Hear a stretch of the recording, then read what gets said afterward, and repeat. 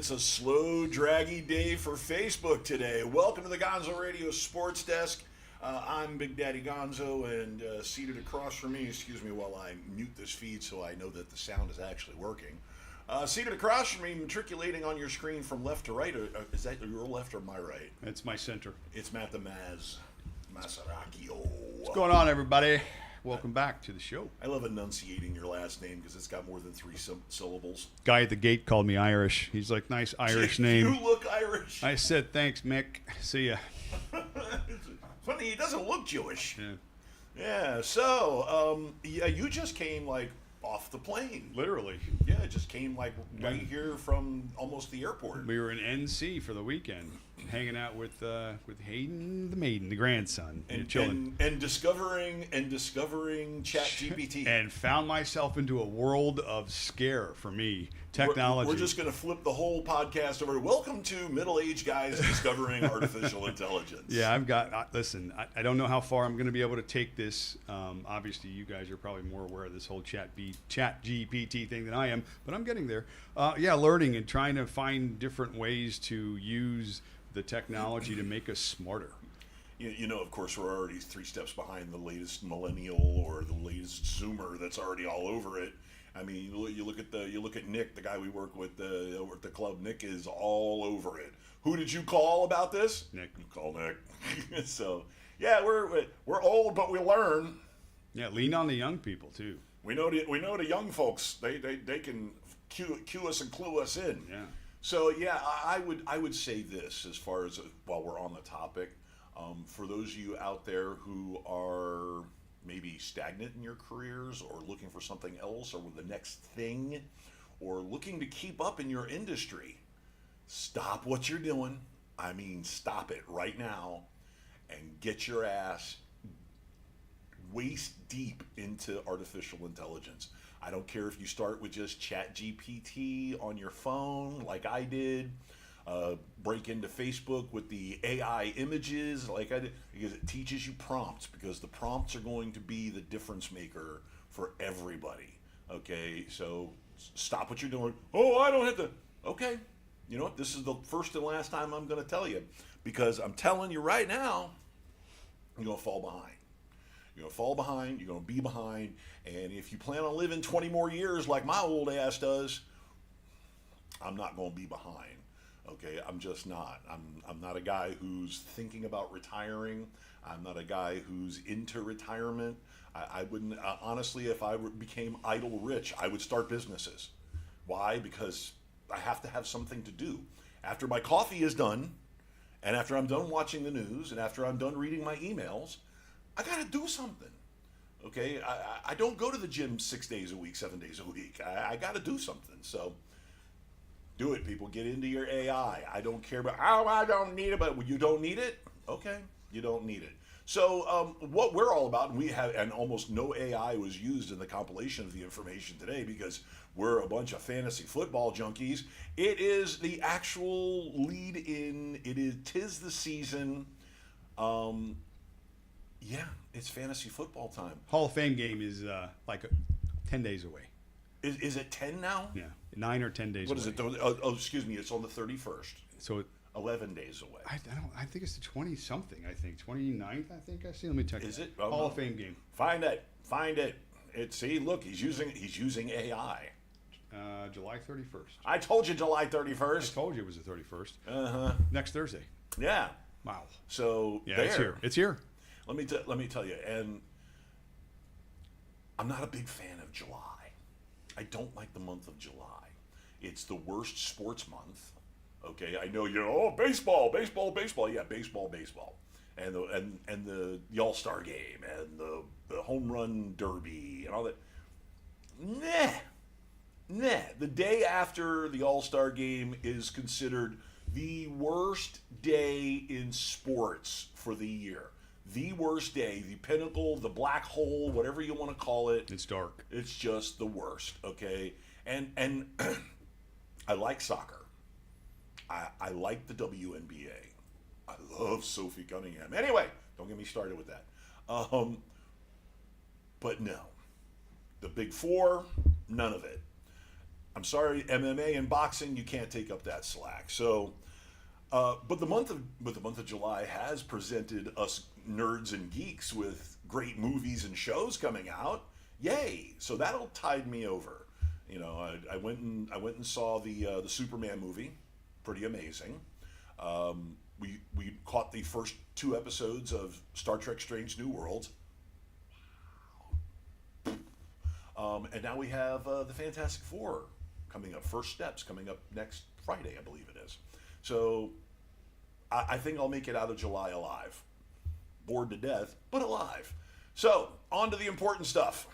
Why don't we get to old faces and new places, because a lot went on. I mean, a lot. And we'll start with you and your favorite team. Yeah, the Pittsburgh Steelers. The Pittsburgh Steelers. You got a lot of new faces. Yeah, we got some new faces. You got some old faces yeah. in the new place. I just was reading this morning, Emphasis on old. speaking of AI formulated out through hundreds of simulations how the Steelers are going to finish this year. And they have us coming in at 11-6. Okay, wow. They went through the schedule, won some games early. We go through a little bit of a tough stretch in the middle of the year after our bye. We bye in week 5. I think we come out of that bye with like a game against the Bengals. Obviously, playing the Bengals is tough, but they show us, at least through the AI, splitting the games between Baltimore and Cincinnati and then sweeping Cleveland, because we know who Cleveland is. But now, that aside, AI cannot figure it at this point if everybody stays healthy, if there's a major injury after week 1. That calculation changes, I'm sure. That is the biggest thing in the NFL. All right, here's where I'm at right now. Everybody stays healthy. With the signing of TJ Watt and giving him that massive deal to a 31-year-old defensive edge rusher that's had a hard time staying on the field for consistent. Are you guys the oldest team in the league now? I know that we have paid our defense probably the most that anybody has paid their defense in the league. And then if you extrapolated that out by the age of the players, yeah, that's the point of no return. This is what I'm going to say. This is, at least on paper now, with the semblance of a quarterback and the talent that we've brought in, and the fact that we've retained our star defensive edge rusher, Hall of Fame first ballot. Okay, traded away Pickens, a little bit of a cancer. So, the Steelers are all in to this point. So I will say this.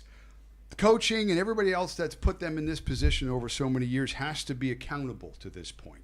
So if this is a crash and burn season, everybody has to go. Tomlin, Khan. Khan just signed an extension. I know, which is insane to me. He ain't going nowhere. Well, I don't care. Blow it up. Why Give am I? him his check and kick him in the ass. Is that what you're trying to say? They're all in. Chips are all in. Okay. So at this point, what is the excuse if things don't go to plan? Okay. It sort of sounds like my Dolphins. There's none. So let's see. Basically, let me give you my AI prediction for the year. Now, most important relationship in sports and football, we always say, is the coach and the quarterback, correct? If you got your coach right, you got your quarterback right. Many examples of that over the league. You can see sustained success. Now, our coach, don't have a lot of faith in that guy to this point, okay? So I have an issue with at least half of this equation. The quarterback, pretty simple. Got a problem with this guy too. That's the other half of the equation. So already looking at it on the surface, I have a problem with the two most important parts of this equation. I'm dying over here. Go ahead. I can't. Go ahead. I'm gonna let you finish. So I have little faith in the organizational direction, in the decision makers, and in the players. And in that sense, I don't know what AI sees, but 11-6, really, in a division where you already have at best the third best quarterback in the division. In the division, you have the third best quarterback. In the division, you have at best the third best coach.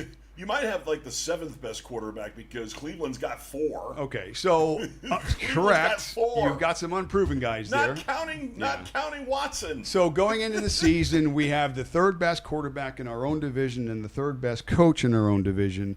I guess it's up to the defense. So I guess we'll see how that all plays out. Now, last year the defense played well, and the defense this year could be lights out because I do love the Ramsey trade. I do love the fact that now we're getting a little bit healthier on that side. The question for me is going to be, from a football perspective, the offensive line, okay, and the fact of letting go of Najee Harris and using a two-tiered system with the rookie that we drafted in Jalen Warren, who has never shown to be able to handle a full workload. So tried last year and got hurt. yeah, it's just, I mean, little faith in the organization, little faith in the team. It's been that way for a while, and I'm not just pulling stuff out of thin air. You can go back and see the lack of success and consistency that we've had for years. So, again, we'll see. Everybody starts in the same spot this year. Everybody's got dreams and aspirations. The grass is green, but I don't know how long it's going to last in Pittsburgh. That's my feeling of the matter. Yes. Now, I know you completely forgot what the topic was. It was old faces and new places. Yeah, well, you told me about the Steelers. And you just did about 5 minutes, 6 minutes, 7 minutes on the Steelers, and never once did you say the name Aaron Rodgers. You didn't have to. You hate him so bad. Quarterback. No, I don't hate him. I When don't. Aaron Rodgers became part of the conversation with the Pittsburgh Steelers, you got tired of me texting you going, Rodgers? Huh? You know, and it's like, I get it, okay? You will accept him if he's decent. Because all he's got to do is be decent. This has nothing to do with the ball. You're going to be balanced. Listen, so. I have no ill feelings towards Aaron Rodgers being a quarterback. I have video in the archives, okay, of you just ripping him a new one over and over and over again. Your hatred of your starting quarterback is documented. Okay, well, listen, then let me further explain that, because we can go back and check. Disdain. I just didn't put him at the level at which people were putting him. And I also didn't think that a guy like that would be good for the Steelers. And again, my disdain is not for the players coming into the organization year one. It's for the current regime led by Tomlin that's been in place for all this time. Yes. That's been allowed to skate on mediocrity. And we're here for your therapy. Yeah, and that's why I have no faith in the system. I'm a system guy, and our system sucks. Okay. So, and the people running that system suck. Okay. And that's a problem. So it's not an Aaron Rodgers issue yet, but it can very well be at some point soon. He'll be a part of it. But yeah, anyway. Are you ready? I don't know. Okay. So the new faces, of course, are Aaron Rodgers. Yes. And Jonnu Smith. Yes. And Jalen Ramsey via trade. Yes. Metcalf. And who? Metcalf. And Metcalf via trade. Okay, so you've got a lot of big pieces there. Those are the new faces. Now, since we're in that division, let's run down with the other major new faces that are in new places. Like DeAndre Hopkins is in Baltimore, where old wide receivers go to end their careers. Sorry, DeAndre. It'd be one and done. You'll make the Hall of Fame. So they have that major addition for them. Chasing a ring. Chasing a ring, of course. Who wouldn't? Yeah.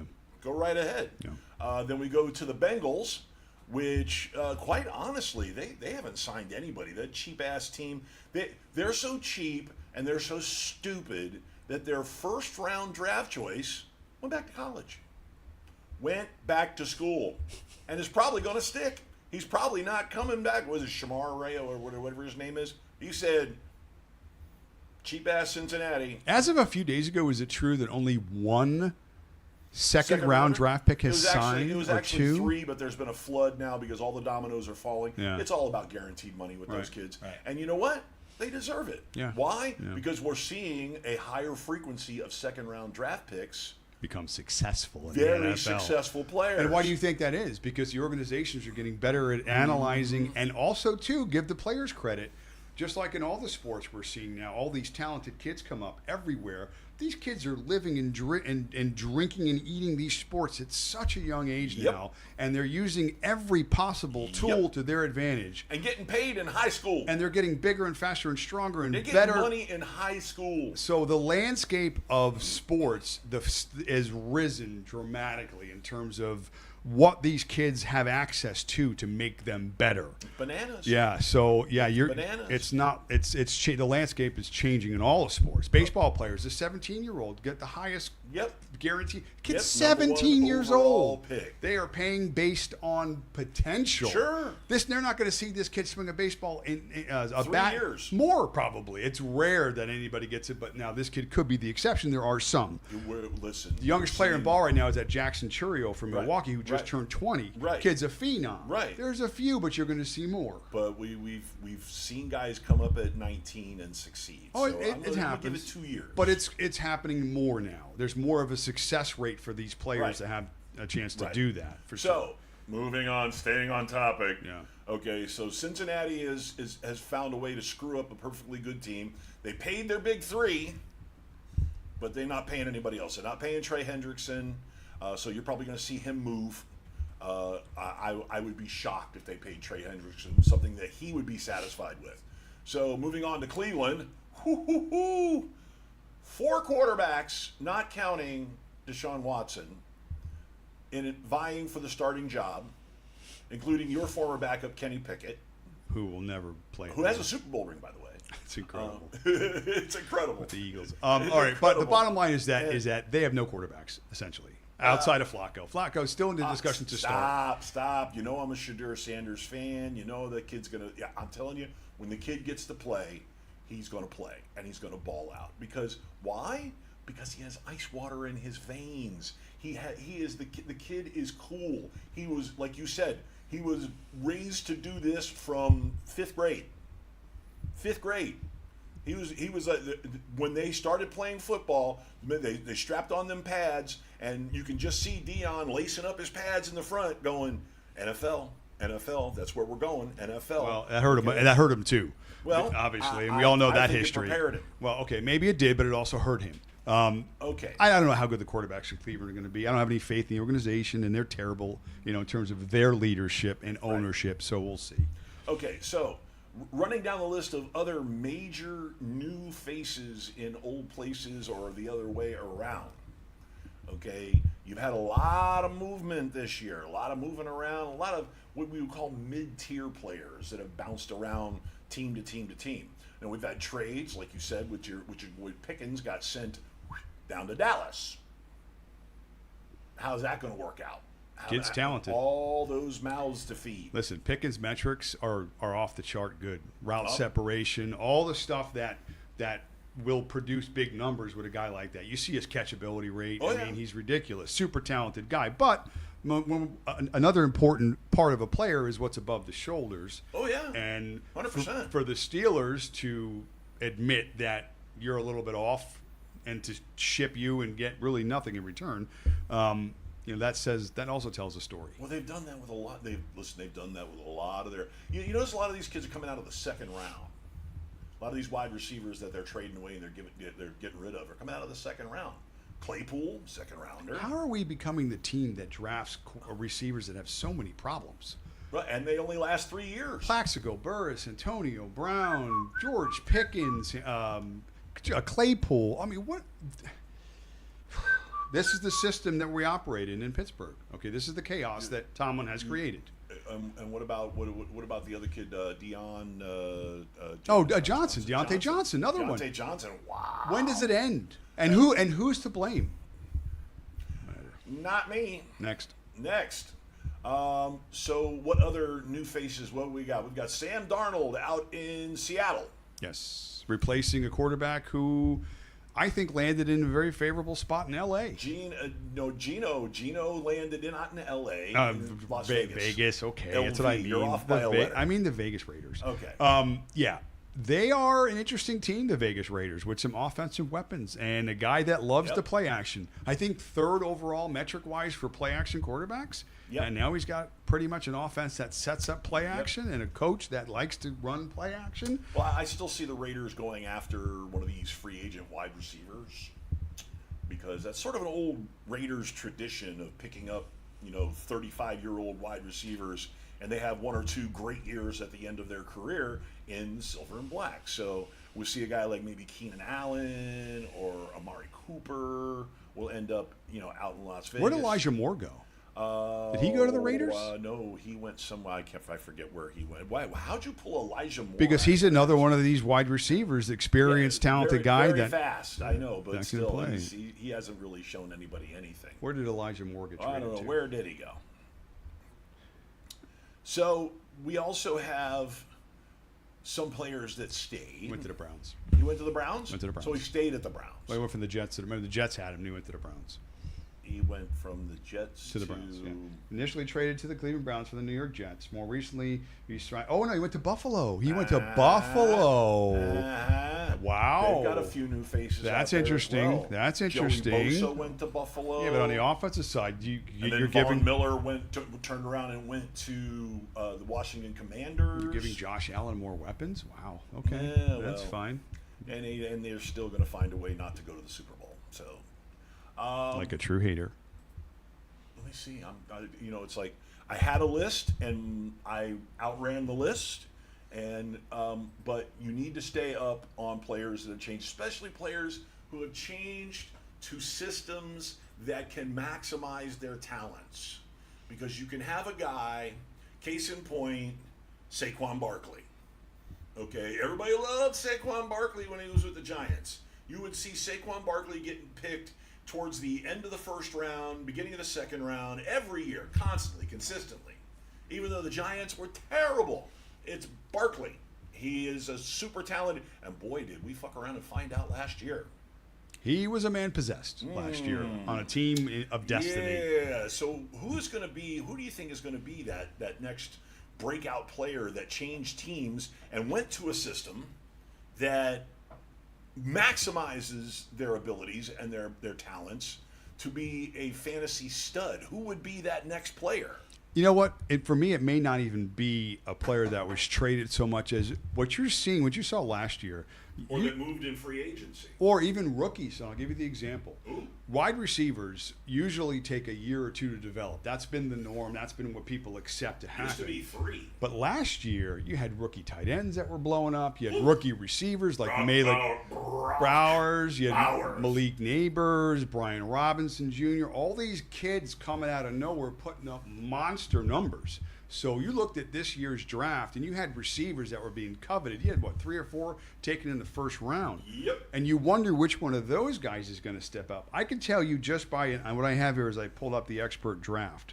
And it looks like the first rookie wide receiver taken, again, is going to be Travis Hunter. Right. What kind of influence is he? Now, he's a 6th round pick here, again, by the experts. Looks like 1, 2, 3, 4. No, it's 5 coming back. So here's a guy, a rookie receiver, being taken inside the top 50 picks to a team that's not an offensive team per se, in a quarterback like in Trevor Lawrence, who is, again, who is Trevor Lawrence? You're 5 now. We're still waiting for something to happen in Jacksonville. He's got nice hair. You know, Sunshine's got to do it at some point. Good hair, though. So again, Travis Hunter, who's going to be the next rookie receiver that's going to come in this year and take the league by storm? I mean, last year, Neighbors had over 100 catches. Bowers had over 100 catches. And they were in offenses that really are not considered prolific offenses. Terrible. What happens in year 2 when these guys take a step up? What happens now with Geno with the Raiders? They were just terrible. Where they have, obviously a serviceable quarterback that can deliver the football. So I think the ceiling is high on some of these guys coming into the league this year. And I think that's where people aren't too sure.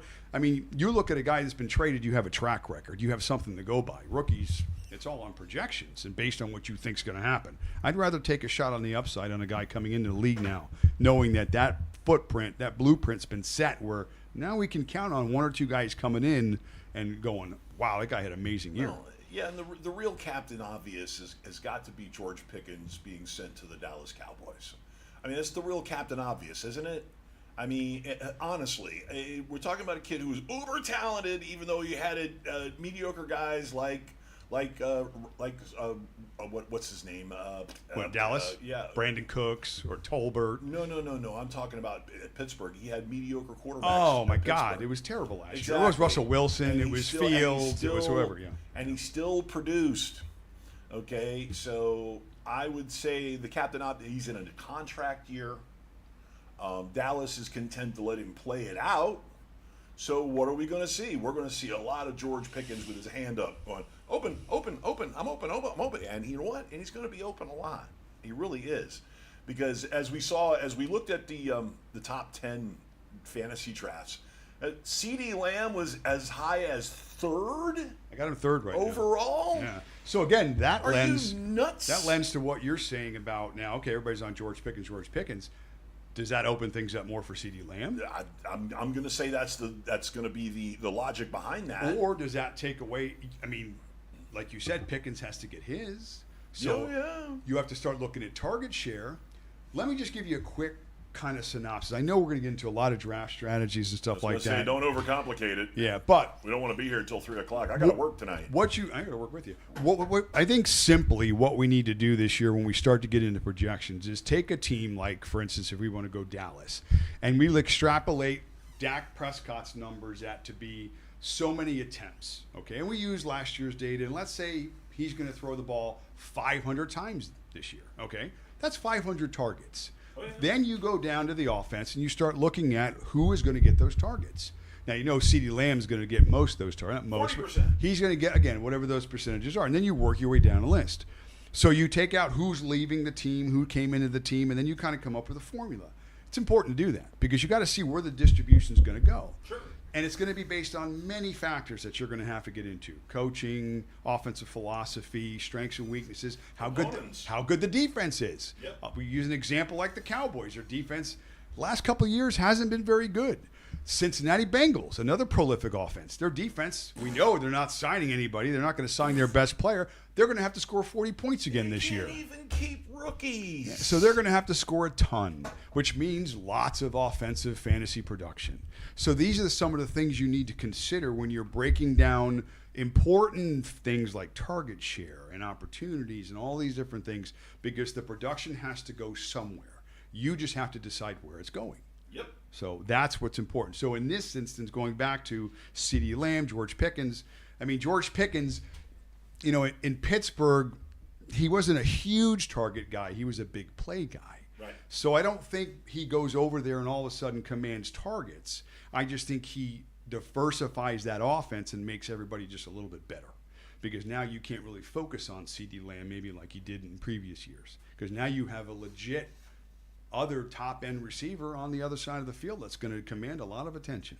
And a lot of defensive philosophy is going to have to go that way. Who's in a career year. Yeah, I mean, there's a lot of things there. Super talented, but again, the head is got to be in a different spot. And he is swearing up one side and down the other that he's not the head case that they make him out to be. Listen, people mature. He's even gone so far as to say that all these other guys who have gone before him, whether it's the Claypools or the Browns or whatever, those guys aren't what they do is they sit there and they gaslight you and make you think you're crazy. Yeah. Well, remember this too. I just explained it's so easy to see the overall environment in Pittsburgh and how it's been the last few years. The offense has been second fiddle, and you got a guy here that is a young player that is super talented, that's got a lot of money and whatever, and you hear these all the time.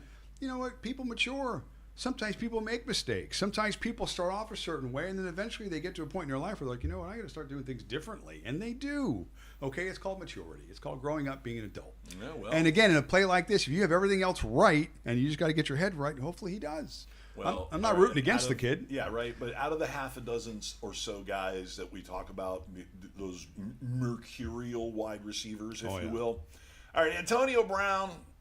Yeah, he's gone. We've met Antonio Brown. He's gone. Okay, yeah, he's gone. Go ahead and sue me. You're going to get $15, pal. Yeah. But yeah, he's bananas, and I'd have to say Deontay Johnson had some sort of mental constipation there for 2 years. 2 years. He went to Carolina to be the man. Couldn't get anything going. Yeah. Got dumped. Went to Baltimore to be the man. He got dumped. Got dumped and brought back because they were like, you improve your attitude, we'll put you on the bench and we'll help you get your shit together.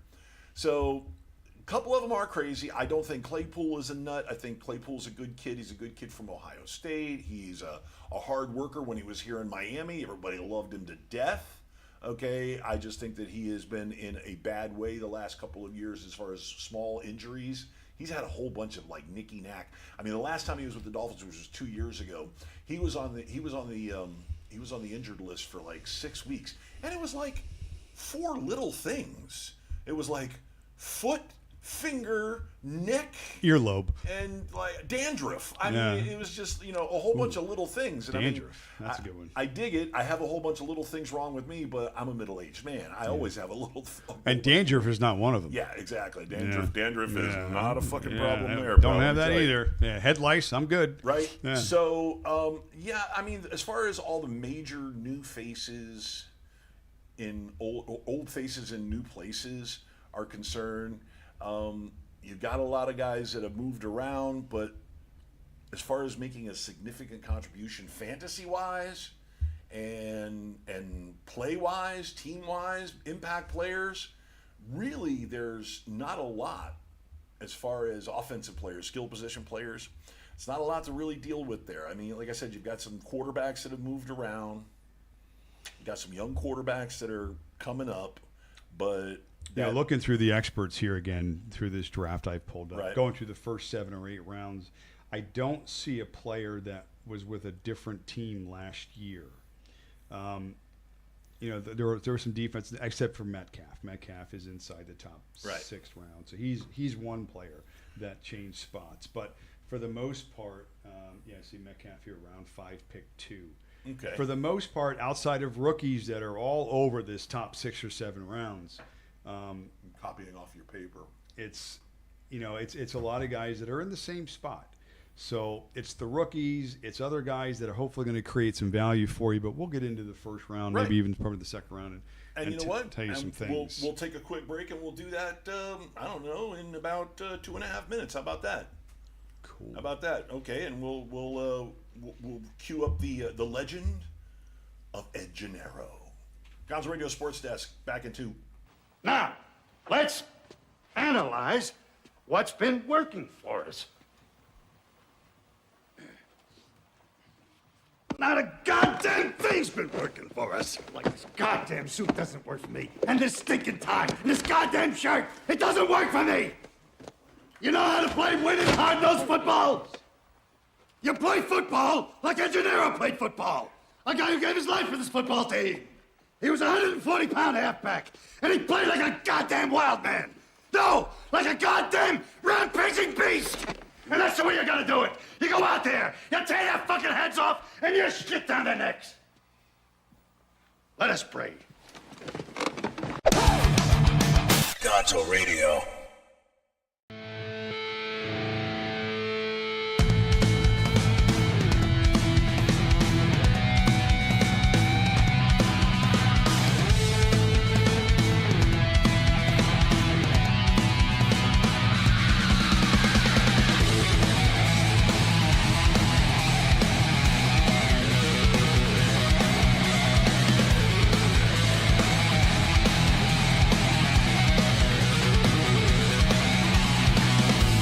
As your will is bent and broken,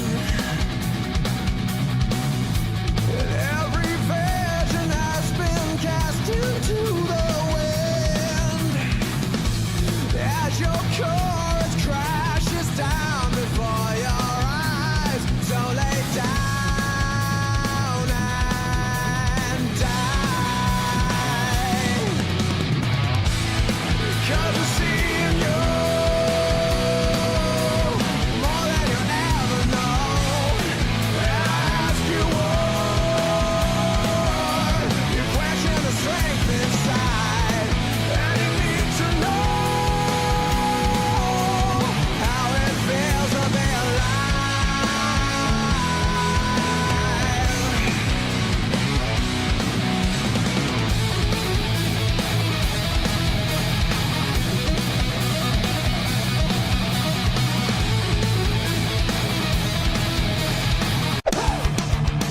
Gonzo Radio. And we're back. I had to shush him. I had to interrupt him because he was on a roll. Welcome back to the Gonzo Radio Sports Desk. You know what? Once I'm telling you, how can you tell it's the first fantasy show of the season where we're just jibber jabbering on the breaks? Blah, blah, blah, blah, blah, blah, blah, blah, blah, blah. So yeah, we're back, and we were just discussing the top 10, and of course it wandered outside of the top 10, so we're getting into the second round picks and guys who are going to be great second round value, but we'll get to that, the value picks, next week. Okay, are you going to be free next week at 11 a.m. on Yeah, a Sunday? should be. There's no volleyball. I know. Should You don't be have good. to go travel to like Kentucky. I don't know. My or- daughter's on the way back from Italy right Oh, now. for She's on a crying out plane. loud! Yeah. Shut up. Anyway, yeah. So who are you taking with the first pick? Go to her own volleyball practices. Who am I taking with the first? Well, first of all, if I have the first pick in the draft, Trade it. I'm trading. I'm trading I'm too. trading. I'll take number 11. If it's the 12 team, I'll take the 11th pick. Yeah, I'll take. No. No. Well, let me give you the consensus. There's two, that is such a precarious perch. Okay, and I know what a lot of there's like 3 players who are the consensus. One of them being Jamar Chase. Correct.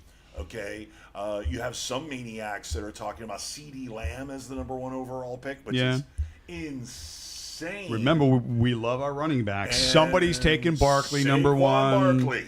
Somebody's taking Bijan Robinson number 1. Somebody's probably going to reach for maybe a Justin Jefferson number 1. Yeah, but I'll tell you for a fact. Okay, if I have the number 1 pick, okay, if I have the top 5 picks, and Saquon Barkley's available to me, I'm taking him. I'm not taking him at number 1. Oh well, if Yeah. I'm number 1, Yeah, if I'm stuck with I will one- predict it for you right now. It's Jamar Chase all day long. Yeah, his numbers are ridiculous. We just said their defense is terrible. They're going to have to score 40 points a game, and they could with Joe Burrow at quarterback. So that's probably going to be my first one. But I'm like you. I typically despise being at the front end of the draft. We talk about it every year. We're going to talk about it this year. I'm going to talk about it now. Every single year.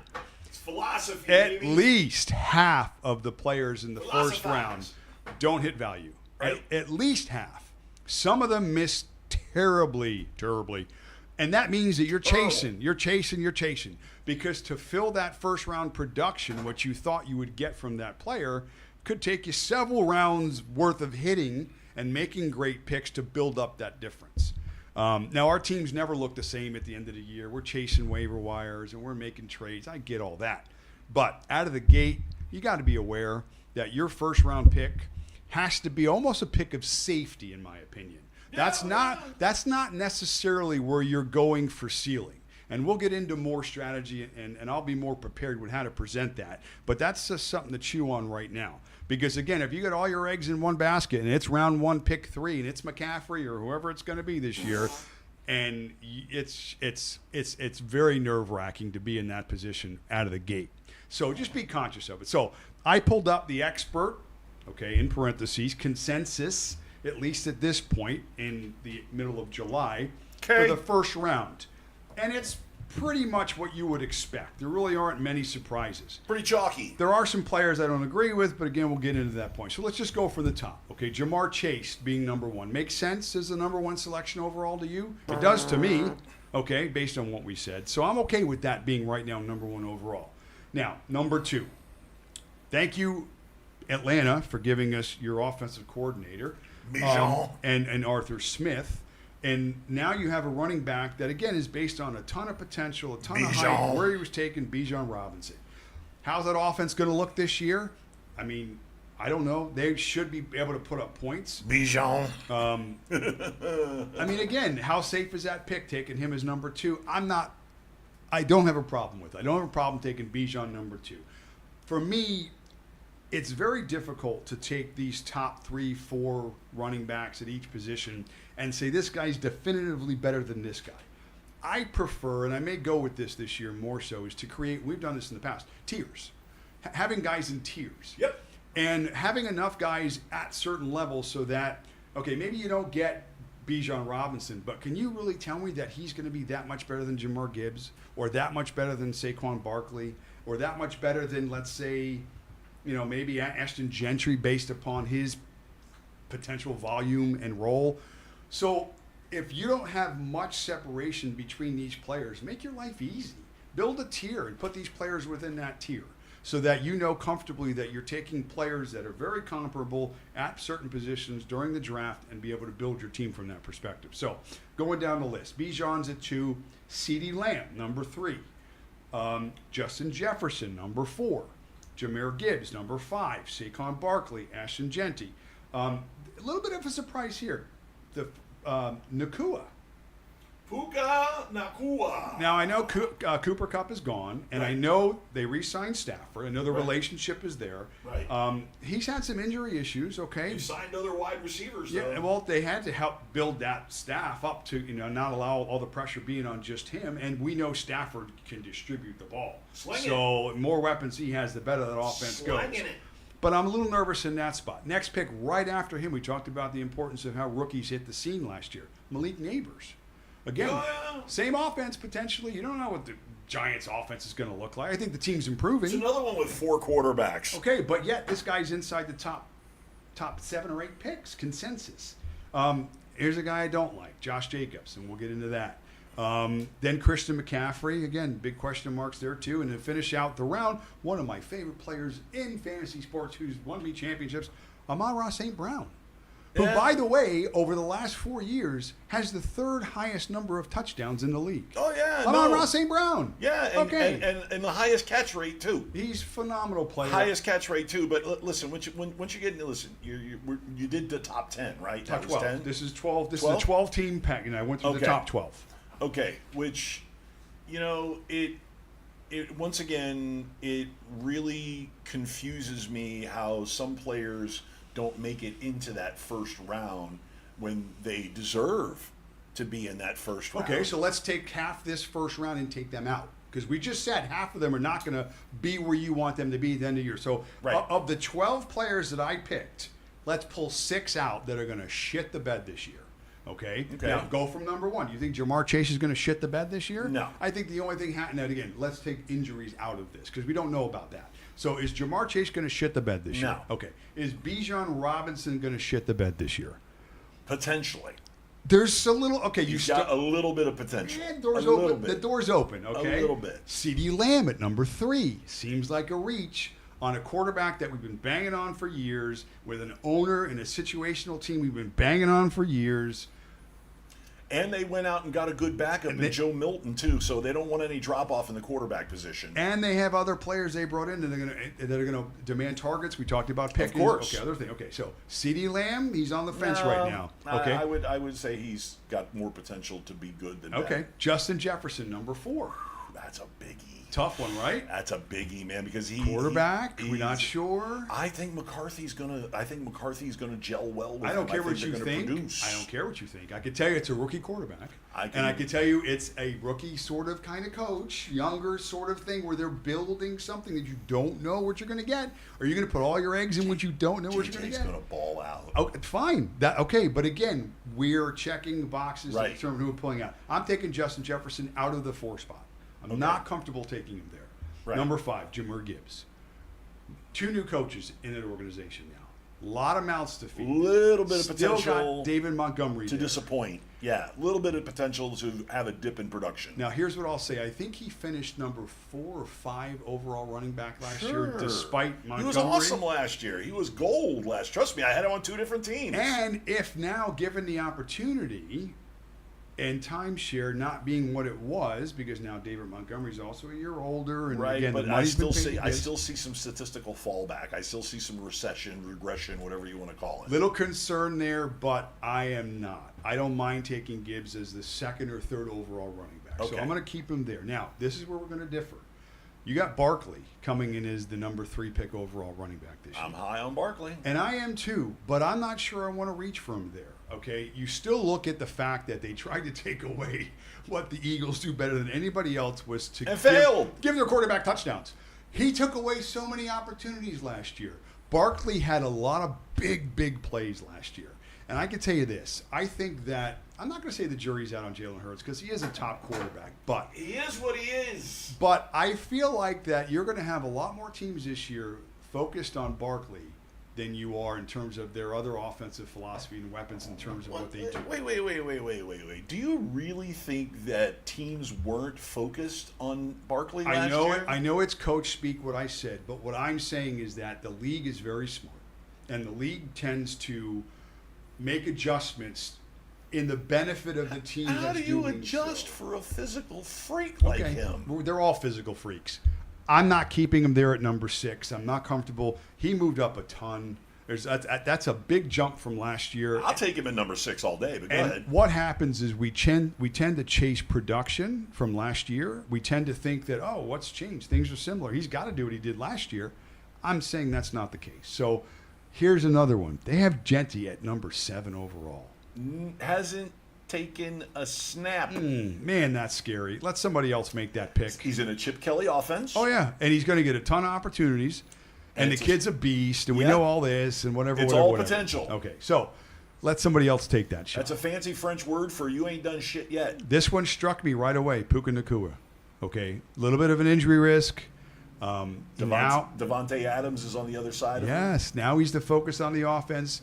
Again, volume guy, yes, Puka, but he's not a touchdown guy. He had high volume usage last year, and he got nicked up. Well, he's not a got beat up. He's not a touchdown guy. Right, and Adams he's not is a touchdown surprise guy. anymore. Okay, worrisome there. That's 4 guys so far in the first 8 picks that I'm not comfortable with. Okay. Malik Neighbors, dude is unbelievable. I mean, he All right. flourished last year in a system where there was none. If Russell Wilson is the starting quarterback, I'm not as high on him. Drop him five spots, just 5.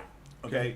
But if Jameis Winston is his quarterback, move him up 3 spots. Again, he had because 3 he's going to have 115 catches for 1,700 yards and 14 touchdowns. He had 4 quarterbacks last year, and he still had over 100 catches. I understand. So to me, I don't think it matters as much as who's throwing him the football, as in just somebody throwing him the football. Winston can sling I know it, he though, can. dude. You know that. I know there's plus and minus. And he So falls in love with a wide receiver. I love- just ask Mike what's his face out in Tampa. I love Malik Neighbors anywhere All right. in the back end of that first round. So leave him right where he is. Josh Jacobs, no bueno. And here's why I'm saying it. He had 17 touchdowns last year. Yeah. Okay, talking about They chasing leaned production. on him.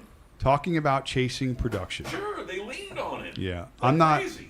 I'm not chasing 17 touchdowns. I'm also not chasing the workload. He had over 300 carries last year. 2 years ago, following a 300-plus touch season, he was injured, played 11 games. Sure. His yards per carry was the lowest of his career. Right. He had a lot of positive things happen in his favor last year. On a team right now where I'm not really sold on the offense or the quarterback yet. They went out and drafted Golden, okay, who was an outstanding wide receiver. Speaking of rookie wide receivers that are going to have an impact. Yeah, I know. Okay, and I mean, people were wringing their hands. What do you mean? They've got 15 good wide receivers. No, they've got 5 mediocre wide receivers. They've got a couple of guys who can't stay on the field. Well, that's the biggest issue. They've got talent at the position. They just can't stay healthy. Nope.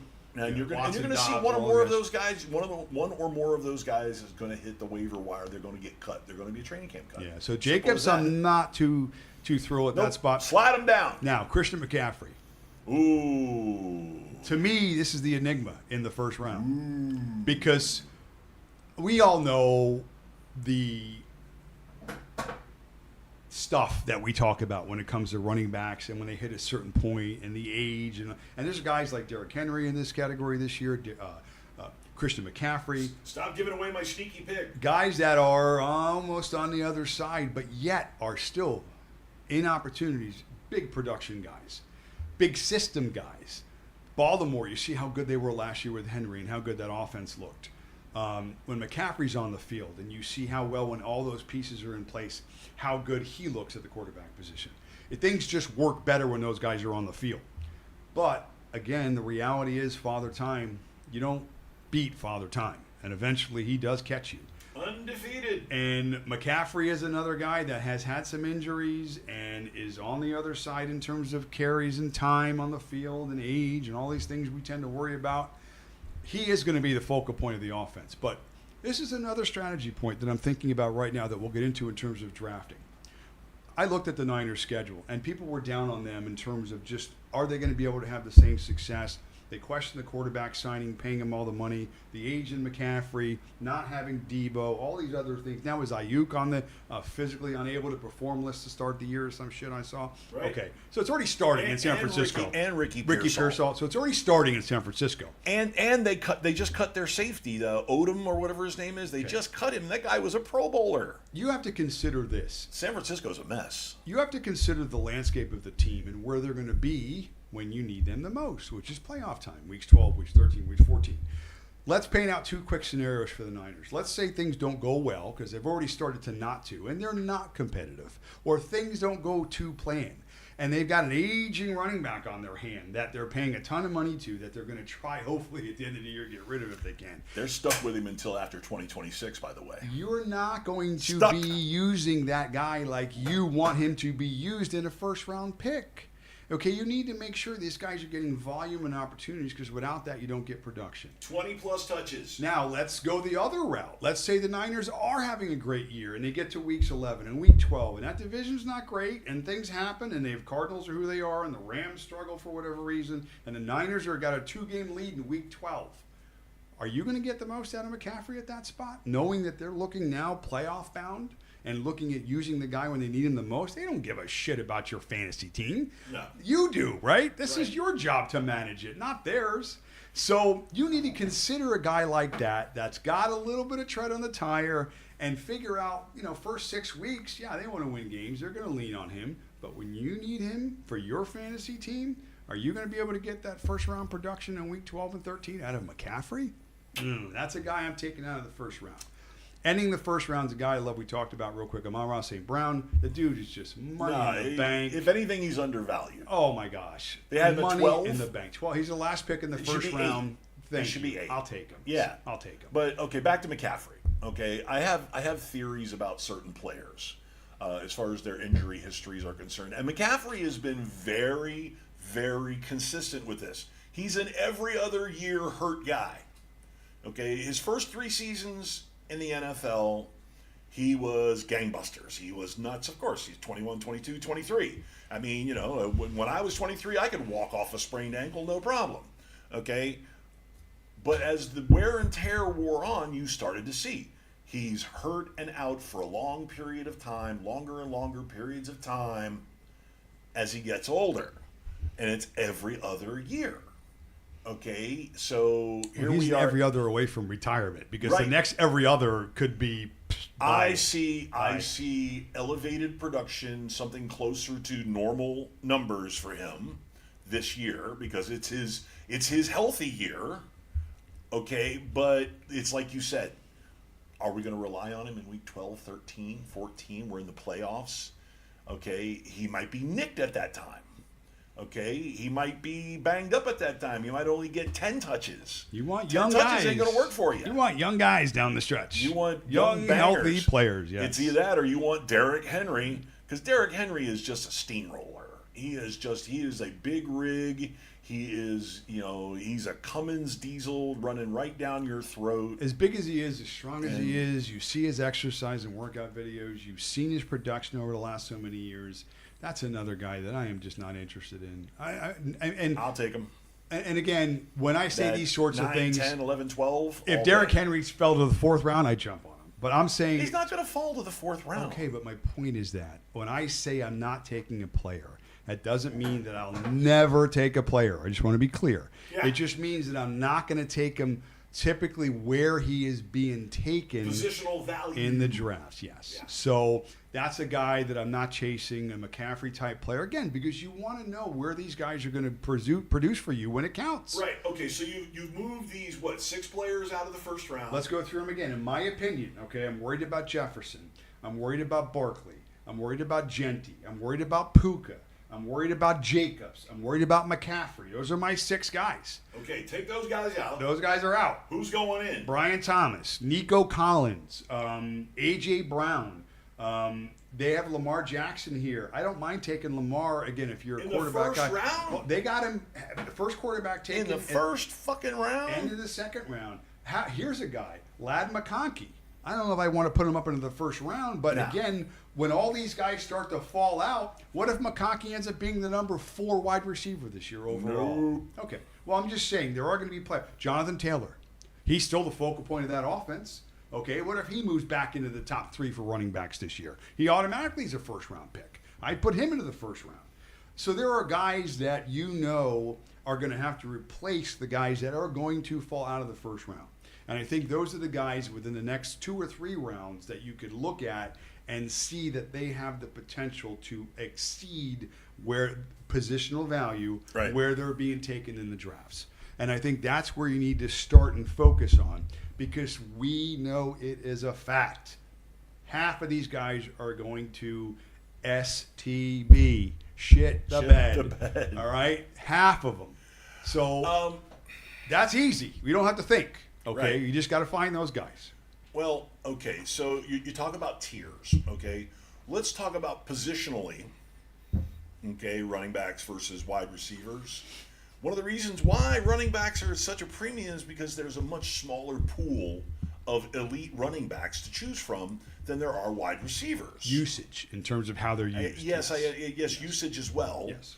But there's still a shit ton fewer elite running backs that compared to the number of elite wide receivers.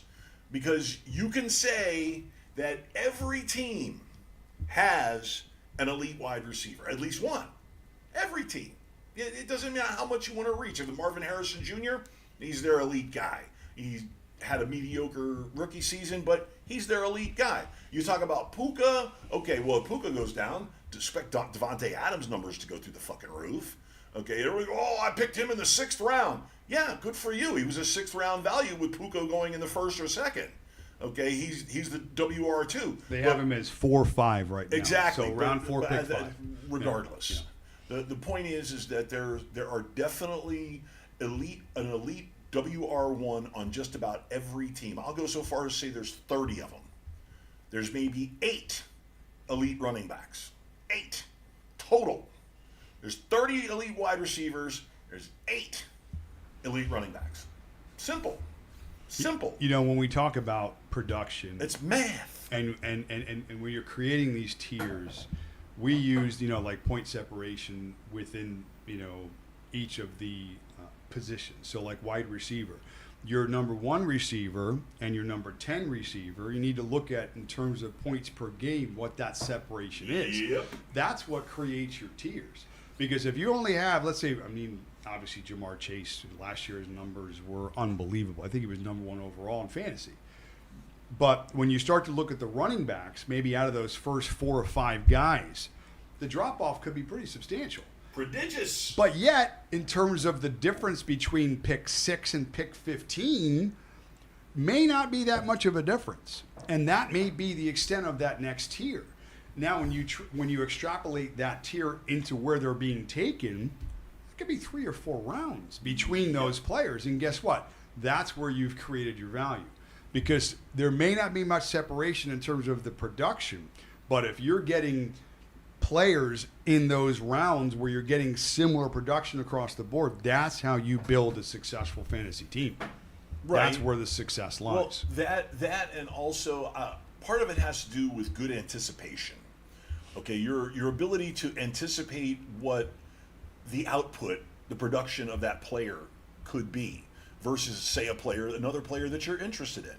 You know, if you're sitting there in the 2nd round and you have 4 RB1s to choose from, then you have to go back and you have to see, okay, well, number 1 has this many points per game last year, and they had this usage rate, and 2 points usage. But okay, so what do we anticipate this year? Because last year was different. This year is going to be different. They do vary. So you have to be able to anticipate how those usage rates are and to make your choice. And me, like I said, I will take a look at the entire team. Let's say, you know, you have team 1 or running back 1, their team, they went and brought in 2 new offensive linemen. They have a new quarterback. They have a new offensive coordinator. I mean, crazy shit like that, like what happened with Las Vegas. Okay, you have Chip Kelly is your offensive coordinator. Okay, It's got to be an upgrade. Old man Pete is your coach. Rah, rah, rah. But it's still an upgrade. Yeah. So, yeah. Okay, so they're going to light it up. Gino's got a strong arm. They're going to light it up. They've got Ashton Genty, a fireplug maniac. They're going to light it up. Okay, you anticipate that. That's the reason why a guy like Genty is in the top half of the first round, because you anticipate that. So once you get down to your choices of positions and multiple players in that position, you have to start looking at the whole team, the schedule. You have to start looking at all the periphery, and then you have to make an educated guess. You have to come up with an educated hypothesis. Sorry, I didn't mean to use the big words. I know it's a sports show. But you have to come up with that hypothesis of, is this guy going to produce like he did last year? Is he going to do better? Is there going to be a regression? You don't want a regression, okay? Even if the regression may be slightly higher than the number 2 guy, because the number 2 guy has, a system that's catering to his needs. Things are going to be better for him. You can anticipate that they may be better. There's a higher upside. So you got to watch out for that. That's all I can say. It's fair. Anything else? All right, bye. See ya. There's a Peace. lot. We're out. Yeah, there's a ton. I know. But next week, we're going to get more into philosophy, draft strategy. Again, some of the stuff we touched on today, but more into just preparing you the best you can be for your drafts. Right. Well, everybody who's in the 2 leagues that we're in, the Screwy Louie Football League and the Motley Crue League, you guys go ahead and draft names. Just go ahead. Just name a name that you recognize. Just go ahead and draft it. Whatever. Yeah. I don't care if it's Love Aaron Rodgers this year. Yeah, Aaron Rodgers. That's a second rounder right there. Anybody from the Steelers offense Right. in You the first got to round. get a guy who's going to be a Hall of Famer. Second round, third round, go right ahead. Go for it. Yeah. We encourage it. So, Randall Cunningham, I think he's still out there, right? He could be. Take a kicker. Pick a kicker. Yeah, no, you need to pick 2 kickers. By the way, Screwy Louie Football, for those of you out there, the 3 or 4 of you that are watching here, we are voting on whether to turn the tight end position into a tight end wide receiver flex. And so far, we have 4 votes in the positive. Oh, wow. Look at you guys going out on a limb. We're already. Well, of course, that's because I'm organizing. Going out on a limb. So why? What do you vote? Creating a flex position. What do you vote? No, we're eliminating the tight end Yeah, position. to make it even easier because people can't figure out their tight ends. So, no, that makes sense. Well, listen, we handicapped you by making you pick a kicker, so. Get rid of the kickers. No. Keep the tight ends. And then create a flex and extend the bench by 1. Done. No. Next. I'm good at picking kickers, so no. Kickers suck. My kickers are awesome. They're always awesome. My kickers win games for me. Kicker is the most streamed position in fantasy football, which means it has no value. Because I can tell you this, that when people go to stream their kicker, what information, what website do they use? Seriously, do they use kickersavant.com and they end up, he's the best guy this week? No. They go to the highest projected guy and they hit enter. Listen. Okay, it's a joke, and you know. You want to listen. You want to know the key to picking a good kicker? Please Do tell you? me. Please. Pick a prodigious offense. Prodigious offense. Period. Got it. Prodigious offense. Period. Sold. Winner. Because what's the biggest thing with kickers? Right. Opportunities. Opportunities. Chances. That's right. Kickers. Go shave your head. Kickers. Almighty. When are we going to learn? The torment, and he's so upset. He's packing up his shit. Now he's just like, that's it. I'm out of it. It's just I hate kickers. Anybody with a brain in fantasy knows that it's just a waste. Defense is another brilliant one. Pick a defense. Boy, who's on bye week 12? I got to get another defense. We do live drafts with the Motley Crue, all right? And for those of us who know that he hates kickers, every time he comes up, we're like, kicker, take a kicker, kicker, kick. Please, in your league, kicker. Please somebody take 2 defenses in any league that I'm in.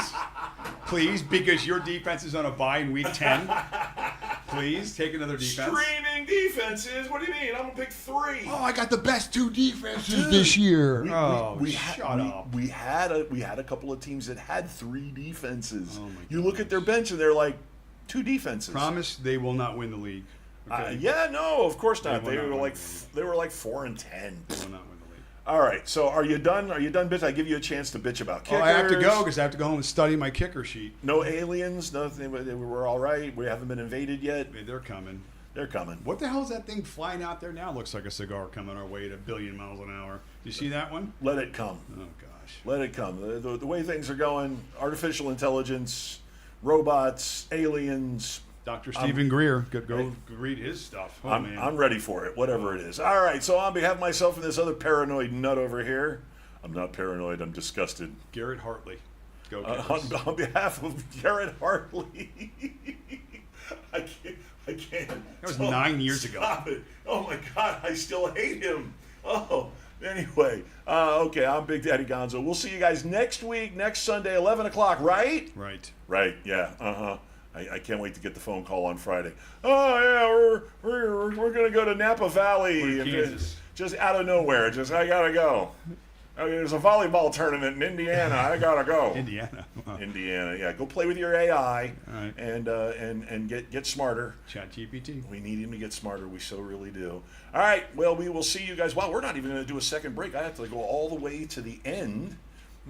Okay. Well, see you guys next week. Peace.